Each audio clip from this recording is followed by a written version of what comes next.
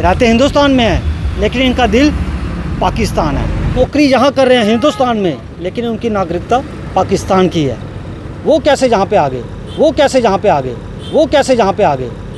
आज ये रो रहे हैं क्योंकि खाना पीना बंद हो गया, क्योंकि वो तो भूखा नंगा है, भिखारी देश है, उसका कुछ चला जाए कोई फ़र्क नहीं पड़ेगा।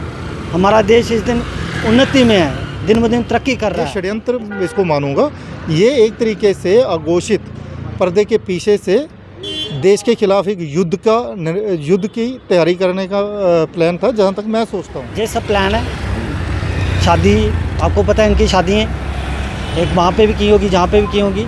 ये सब प्लान है हमारे देश को खोखला करने की, इनकी एक साजिश है। कहता हूँ कि एनआरसी को इमीडिएटली लागू करके इसको पूरी तरह से एक्सपोज करना चाहिए। पाकिस्तान से आके हिंदुस्तान में इनका वोटर कार्ड तक बना हुआ है। ये वोट डाल रहे हैं, ये सरकार चुन रहे हैं, ये उन्हीं को चुनते हैं जिन्होंने इनको बसाया हुआ है। यहाँ तक सरकार ने जब अनाउंस किया कि जो पाकिस्तान के लोग हैं 48 घंटे के अंदर भारत छोड़ दें, तो देखिए उसमें एक बड़ी चीज़ निकल के जो सामने आई वो ये था कि पिछली सरकारों ने 1947 के बाद 65 के बाद में हमारे यहाँ तो एक ब्लंडर हो रखा हुआ है। जैसे आपके पास नागरिकता नहीं है, आप किसी ना किसी बहाने कहीं पे शादी करके कहीं पे कुछ ना कुछ तरीके से अवैध रूप से जो भारत में रहने वाले लोगों का एक बहुत बड़ा नंबर निकल के आया।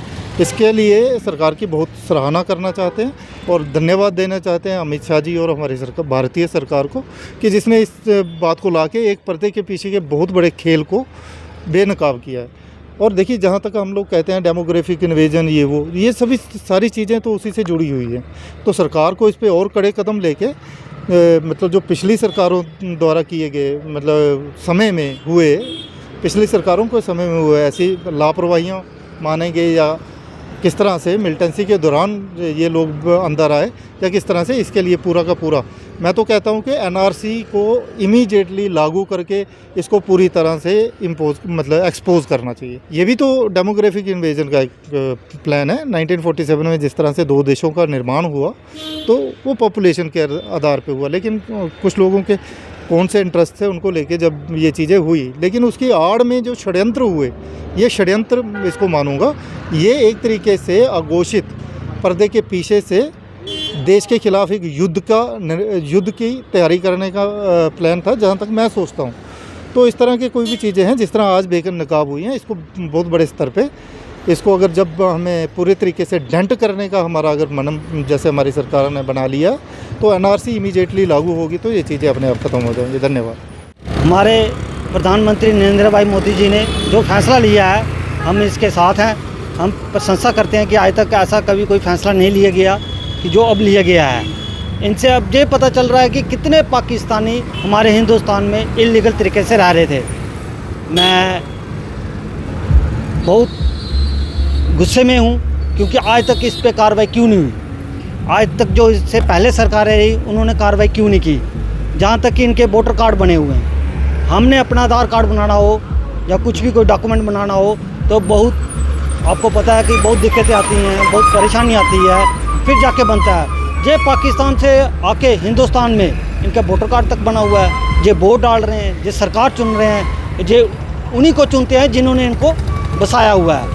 मैं अपने प्रधानमंत्री से निवेदन करूंगा कि इनको बख्शा ना जाए, इनके कार्रवाई की जाए और पता किया जाए कि किस मकसद से रह रहे थे।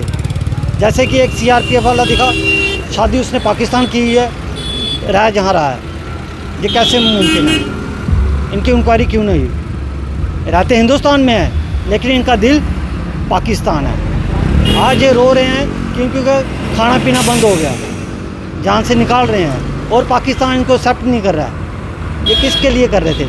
उन्होंने, आपने देखा होगा कि उन्होंने बाघा बॉर्डर बंद कर दिया है, अपने नागरिक नहीं ले रहे हैं, वो इनका सका नहीं है तो ये हमारे सके होंगे। इसलिए इनसे बचा जाए, ये देशद्रोही हैं, इन पे कड़ा जो भी कानून बनता हो वो लगाया जाए। आज आप देख सकते हो कि हमारा पूरा देश एकजुट है, मोदी जी के साथ है। ये सरकारें पहली वाली सरकार नहीं है, ये मोदी सरकार है। ये जो फैसला लेती है, जो कहती है, वो करके दिखाती है। काफ़ी दिनों से हम देख रहे हैं कि लोगों के मैसेज आ रहे हैं, वीडियो आ रही हैं कि अभी तक कुछ क्यों नहीं हुआ। सब कुछ होगा, धैर्य रखें, क्योंकि हमारे मोदी जी कूटनीति में विश्वास रखते हैं। हमारा देश जिस तरह से ग्रो कर रहा है उस पर क्षति ना पहुँचे, कोई हमारे देश को नुकसान ना हो, क्योंकि वो तो भूखा नंगा है, भिखारी देश है, उसका कुछ चला जाए कोई फ़र्क नहीं पड़ेगा। हमारा देश इस दिन उन्नति में है, दिन ब दिन तरक्की कर रहा है। इस पे वो हमारे जो प्रधानमंत्री है वो नहीं चाहते कि 1% का भी कोई किसी नागरिक को नुकसान हो, इसलिए वो टाइम ले रहे हैं। हम उनके साथ हैं, हम उनके हर फैसले का समर्थन करते हैं। हम चाहते हैं, हम क्या पूरा देश चाहता है कि जो भी कार्रवाई हो सख्त से सख्त कार्रवाई हो। और अब शादी करने के बाद नागरिकता ये सब प्लान है। शादी आपको पता है, इनकी शादी है, एक वहाँ पे भी की होगी, जहाँ पे भी की होगी। ये सब प्लान है, हमारे देश को खोखला करने की इनकी एक साजिश है।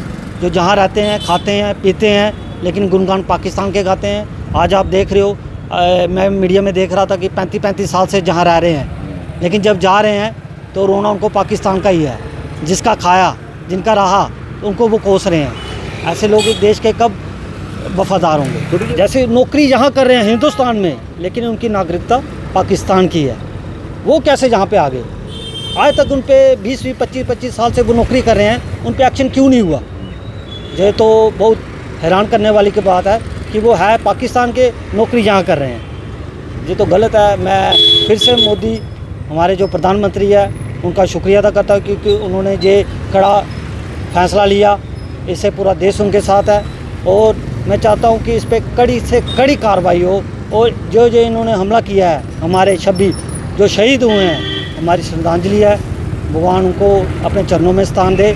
लेकिन ऐसे जिन्होंने जो कृत्य किया है उन पर कड़ी कार्रवाई हो। ऐसी कार्रवाई हो कि सदियों तक याद रहे कि हिंदुस्तान पे हाथ डालना या हिंदुस्तान पे बुरी नज़र डालना उनके लिए कितना घातक हो सकता है।